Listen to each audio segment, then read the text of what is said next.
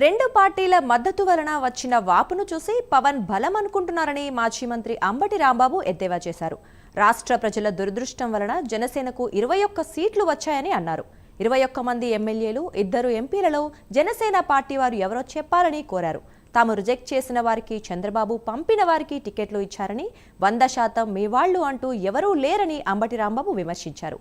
పవన్ కు ఒక సిద్ధాంతం అంటూ ఏమీ లేదని అంబటి మండిపడ్డారు.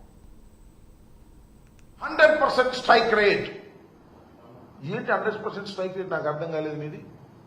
మీరు ఒక్కళ్ళే వచ్చారు 100% స్ట్రైక్ రేట్ కి. 21 సీట్లు పోటీ చేశారు, 21 సీట్లు మీరు గెలిచారు. అందువల్ల మీరు 100% స్ట్రైక్ రేట్ అని అనుకుంటే ఎలాగా అంటున్నా? అది బలం కాదు నాయన.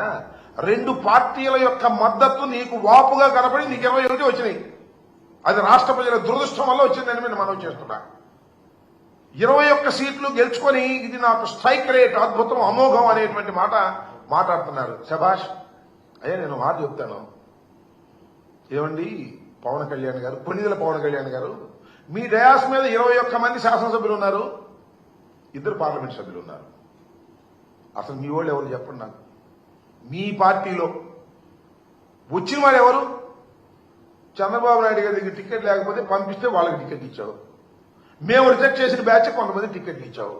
నీ సొంత మనుషులు, నీ పార్టీ మనుషులు ఎవరున్నారు? ఎవరు లేరు.